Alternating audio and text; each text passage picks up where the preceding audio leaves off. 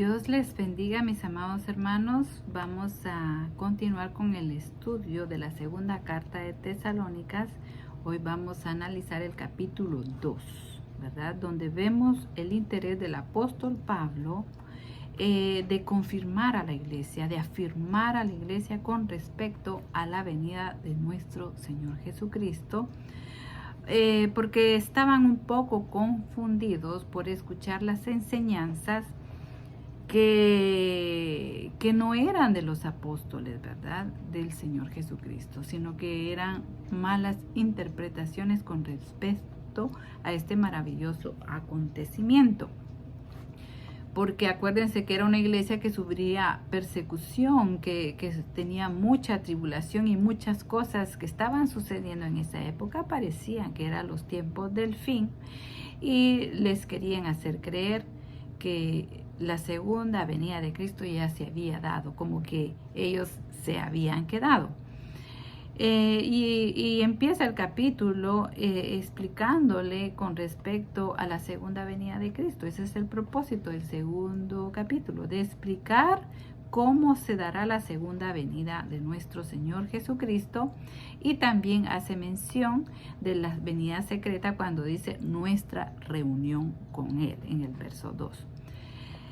El apóstol Pablo les dice que no se dejen impresionar tan fácilmente, ni permitan que les cambie su manera de pensar. Eso es muy, muy importante, que nosotros le pongamos el zoom, no nos dejemos impresionar tan fácilmente por lo que se comenta, por lo que se dice.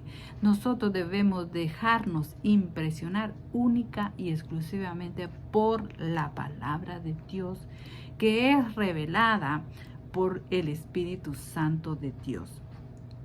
Ni permitas, dice, que cambie tu manera de pensar, que te desvíen de tu fe, que te desvíen de la esperanza, que te desvíen de tu salvación, que te hagan creer que estás en condenación. No, nosotros estamos en la gracia de nuestro Señor Jesucristo y en la salvación, y que nadie nos mueva de ahí, porque Cristo Jesús nos llevará con Él si nosotros perseveramos en la palabra, escudriñándola, aprendiendo, pero también poniéndola en práctica, que eso es muy importante. Recuérdense que nosotros, más que ser cristianos, somos discípulos. Tenemos que ser discípulos, aprender y hacer, aprender y compartir, recibir y dar. Esa es nuestra función, estar activos constantemente.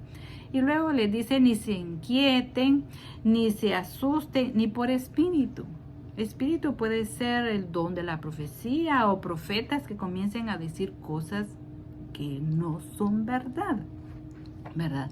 La profecía ya está dicha, está en las escrituras, y ninguna profecía, ningún profeta se va a desviar de lo que ya está escrito, sino que la función de ellos es afirmar lo que ya ha sido dicho por nuestro Dios Todopoderoso.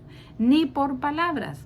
Esto quiere decir por doctrinas. Hay tantas cosas que estamos escuchando hoy. Aún están cambiando la Biblia, ¿verdad? La están poniendo de acuerdo a sus propios deleites o propósitos o maneras de vivir.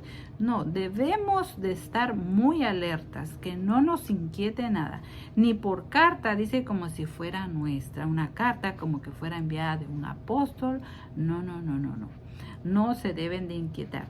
Es un engaño y quieren que creamos que el día del Señor ya llegó y que estamos en condenación.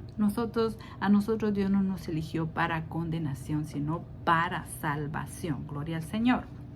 El verso 3 dice, el día del Señor, o sea, la segunda venida, no vendrá sin que antes se manifieste la apostasía. Bueno, ¿qué es la apostasía? La apostasía es la negación, la renuncia, el rechazo de la fe de nuestro Señor Jesucristo para unirse a otra doctrina. Es rechazar a Cristo, es rechazar a la verdad, es rechazar el amor y la palabra de Dios. Eso nos convierte, el que hace tal cosa se convierte en un apóstata. Cuidado. Miren, ¿quieren saber de un apóstata? Ahí está Judas. Judas fue un apóstata. Miren qué terrible. Los apóstatas están dentro de la iglesia. Tenga mucho cuidado. Miren, porque pueden desviarnos si les ponemos atención. Nos pueden desviar de la fe. Así que manténgase firme en la palabra. Y dice también que antes que venga nuestro Señor se manifestará el hombre de pecado, el hombre inicuo. La maldad se presentará, la injusticia se presentará en el hombre en niveles impresionantes, nunca vistos. Y el hijo de perdición es aquel que se pierde y es destinado para ser destruidos por Dios. Este es el anticristo.